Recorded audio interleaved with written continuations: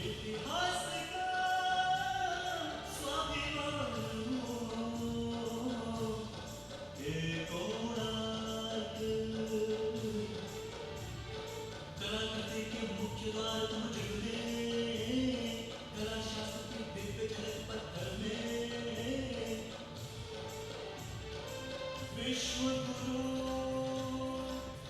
भारत के गौरव, आज दया के पात्र हो क्यों, कोणार्क कोणार्क कोणार्क कोणार्क। सैकड़ों साल पहले की बात है। पुरातात्विक दस्तावेज के तौर पर संग्रहित पुस्तक मादला पांची और बाया चकड़ा में उल्लेख है कि 13वीं सदी में गंग वंश के राजा लांगुला नरसिंह देव ने इस सूर्य मंदिर का निर्माण करवाया था। नरसिंह देव युद्ध में बड़े प्रवीण और शक्तिशाली थे और मात्र 18 साल की उम्र में वे अपने पिता राजा अनंग भीम देव की विशाल सेना के प्रधान सेनापति नियुक्त कर दिए गए थे।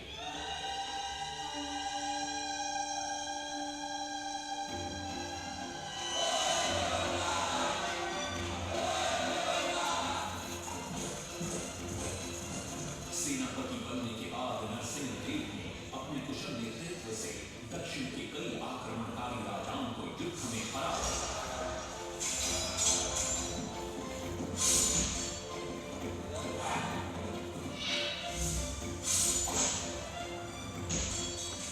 और उनके राजकोष पर कब्जा कर लिया।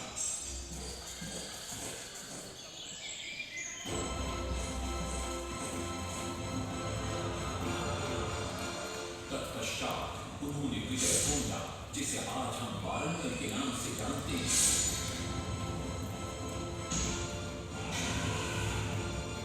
कि काकतीय वंश के राजा गणपति को परास्त किया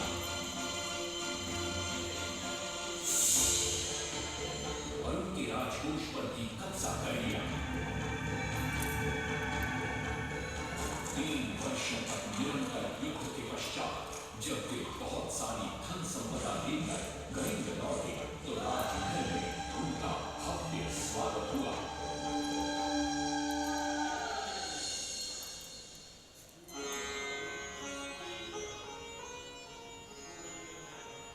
राजमाता कस्तूरी देवी पुत्र नरसिंह देव की वीरता से बहुत प्रसन्न हुई और पुत्र के सामने अपने मन की इच्छा प्रकट की।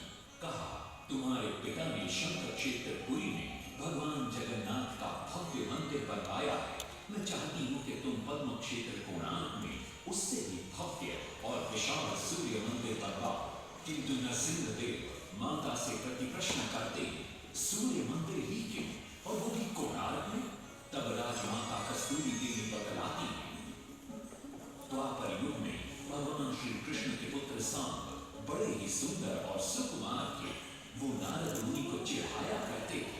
एक दिन नारद मुनि ने सांब को सबक सिखाने की योजना बनाई और उन्होंने सांब की सुंदरता की प्रशंसा कर उन्हें गोपियों के साथ जल क्रीड़ा करने को उकसाया।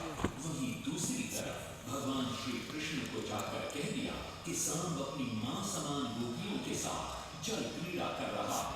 श्री कृष्ण इस बात से बहुत क्रोधित हो जाते हैं और वे सांब को श्राप दे देते हैं, जिस सुंदरता का तुम्हें अभिमान है वो तत्क्षण नष्ट हो जा। सांब को घोर हो जाता जब सांब राजमहल लौटते हैं और मां जामदेवी को ये पता चलता है कि पिता श्री कृष्ण के श्राप की वजह से सांब की ये अवस्था हुई, तो सारी रानियां क्रोधित हो जाती। नारद जी को बुलाया जाता है। वे रोग मुक्ति का उपाय बतलाते हैं। वे कहते हैं, सूर्य की पहली किरण ऊर्ध्व देश के एक कोण पर पड़ती है जिसका नाम कोणार्क है।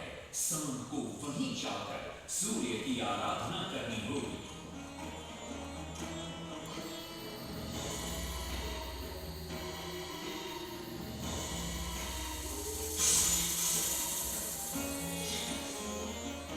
बहुत ही लंबी और कठिन यात्रा के पश्चात सांब अपने सैनिकों और सेवकों के साथ कोणार्क की चंद्रभागा नदी के तट पर पहुंचते हैं और नित्य प्रातः स्नान के बाद सूर्य की आराधना आरंभ करते हैं।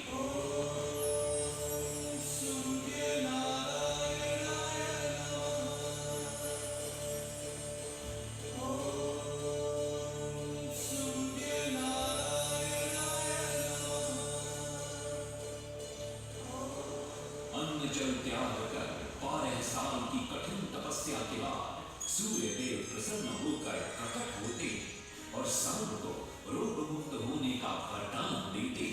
पुत्र, आज रात्रि के चतुर्थ प्रहर में स्नान करते समय नदी के तल में तुम्हें एक वस्तु मिलेगी, वो मेरा ही प्रतिरूप होगी।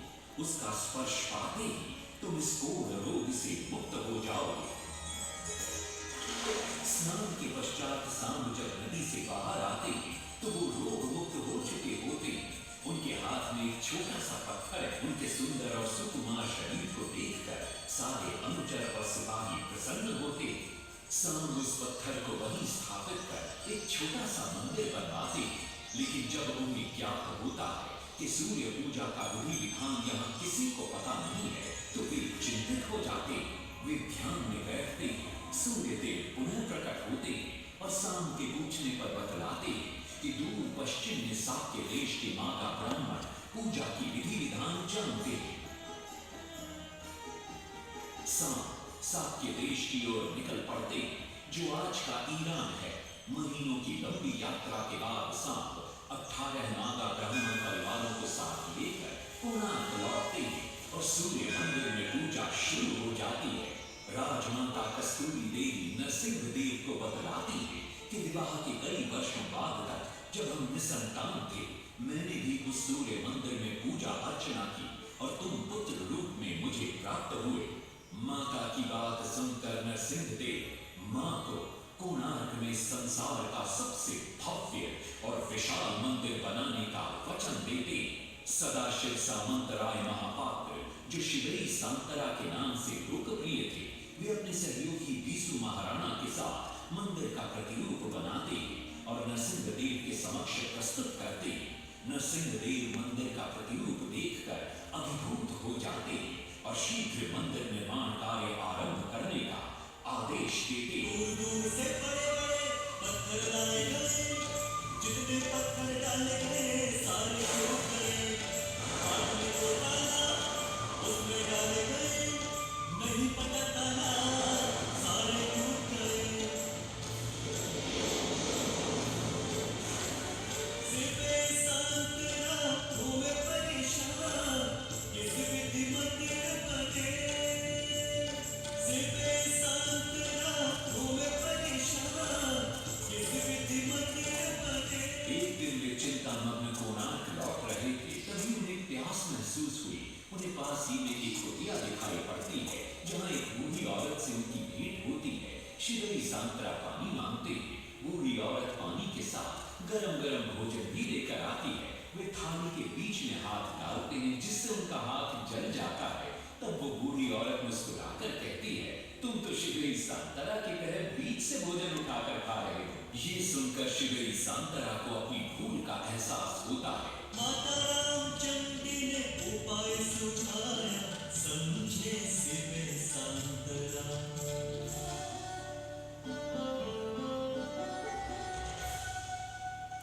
तत्पश्चात वो किनारे से पत्थर डलवाना शुरू करते हैं और मंदिर निर्माण का कार्य तेजी से आगे बढ़ने लगता है। 1200 शिल्पियों ने 12 वर्ष में मंदिर बनाया। घोड़े सवार सजा कर रथ में, सब जो चक्र बनाया।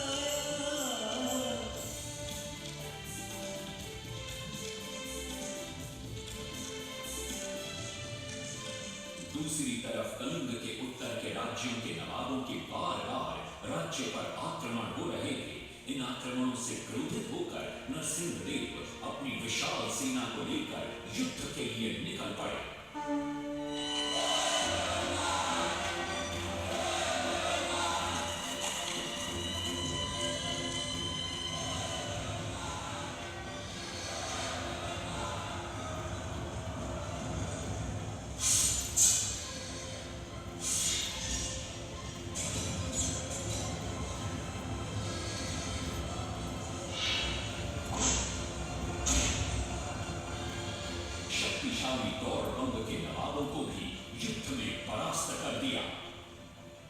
से प्राप्त सारा धन अपने कब्जे में लेकर सूर्य मंदिर के निर्माण कार्य में लगा दिया। 1200 कारीगरों के अथक प्रयास से 12 साल बाद विशाल और भव्य सूर्य मंदिर बनकर तैयार हुआ। उस समय के लोगों में वास्तुशास्त्र, ज्योतिष शास्त्र और खगोल शास्त्र का जो ज्ञान था, उसे देखकर आज के बड़े बड़े वैज्ञानिक भी आश्चर्यचकित रह जाते। कई प्रयासों के बाद भी मंदिर के गुंबद पर कलश स्थापित नहीं हो पा रहा था। क्रोधित नरसिंह देव ने आदेश दिया कि कल प्रातः काल तक यदि कलश स्थापित नहीं हुआ तो सबके सर धड़ से अलग कर दिए जाएंगे। सभी शिल्पकार घोर चिंता में डूब जाते।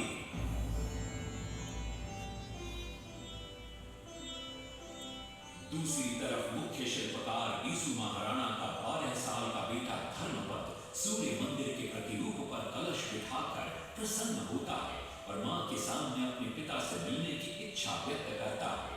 मां अपने बागीचे के पेड़ पोटली में बांध कर देती है और कहती है, अपने कुत्ते बलिया को साथ लेकर कोणार्क जा। बलिया अपने मालिक को पहचान लेता है और बीसू महाराणा से लिपट जाता है। धर्मपद अपने पिता को प्रणाम करता है और अपना परिचय देता है। सबको चिंता में देखकर वो अपने पिता से इसका कारण पूछता है। कारण जानकर धर्मपद कहता है, अगर आप आज्ञा दें तो मैं मंदिर के गुंबद पर कलश स्थापित कर सकता हूं। शिवे सांतरा धर्मपद को अनुमति दे देती।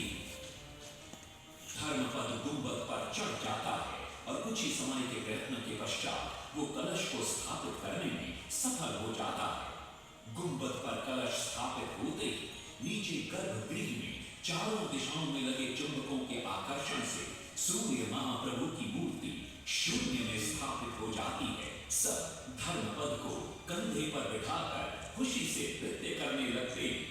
तभी कुछ कारीगर इसका विरोध करते हुए कहते, अगर सुबह राजा को ये पता लग गया कि इस बच्चे ने कलश को स्थापित किया है तो किसी का बचना संभव नहीं है, इसलिए धर्मपद को मरना होगा। इस बात से शिवई सांतरा बड़े क्रोधित हो जाते हैं। भीषण वाद विवाद छिड़ जाता है। ये सब देखकर धर्मपद गहरी चिंता में पड़ जाता है और वो सोचता है कि यदि मेरे जीवित रहने से इन सब का सर काट दिया जाएगा तो इससे अच्छा है कि मैं आत्म बलिदान कर दूं ताकि सबके प्राण बच जाएं। और उसी पल धर्मपद नवनिर्मित सूर्य मंदिर के शिखर पर चढ़ जाता है।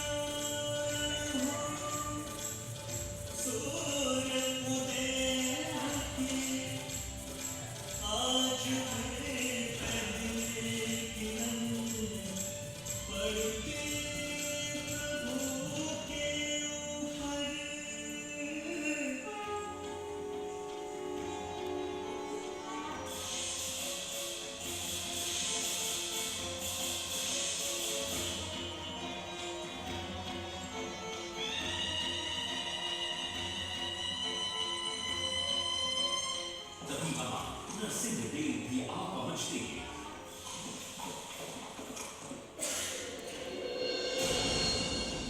और सूर्य महाप्रभु को शून्य में स्थापित देख वे भी आनंद से भर जाते हैं और शिवई सांतरा की भूरी भूरी प्रशंसा करते हैं। वो ये भी घोषणा करते हैं कि माघ शुक्ल पक्ष की सप्तमी को मंदिर की प्राण प्रतिष्ठा की जाएगी। लेकिन शिवई सांतरा कहते, राजन तिथि तो अच्छी, लेकिन मंदिर की प्राण प्रतिष्ठा के लिए ये शुभ नहीं है। किंतु राजा अपनी बात पर अड़ जाते। शिवई सांतरा को दुख होता है और कोई वाद विवाद किए बिना वे हमेशा के लिए वहां से चले जाते।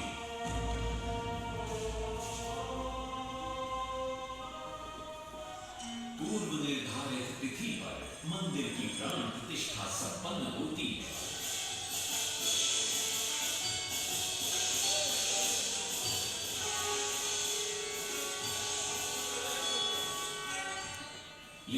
कुछ दिनों बाद अमंगल होना शुरू हो जाता है। सबसे पहले विराट सिंह की मूर्ति नीचे आ गिरती है। तत्पश्चात मंदिर की शिलाओं का गिरना भी शुरू हो जाता है। नरसिंह देव को अब समझ में आता है कि शिवई सांतरा का कहना सही था, लेकिन देर हो चुकी थी। बहुत साल बाद मंदिर के आसपास जंगल उगा और ये मंदिर घने जंगलों के बीच छुप गया। जब अंग्रेजों ने जंगल के बीच इस मंदिर को देखा तो उन्होंने इसका पुनरुद्धार किया। आज आप उसी विशाल मंदिर के भग्नावशेष देख रहे हैं। ये है इस प्रसिद्ध मंदिर की कथा। अब इस कथा में कितनी सत्यता है और कितनी कल्पना है, ये तो किसी को नहीं मालूम, लेकिन ओडिशा की जनश्रुतियों में यही कथा विद्यमान है। तुम करेंगे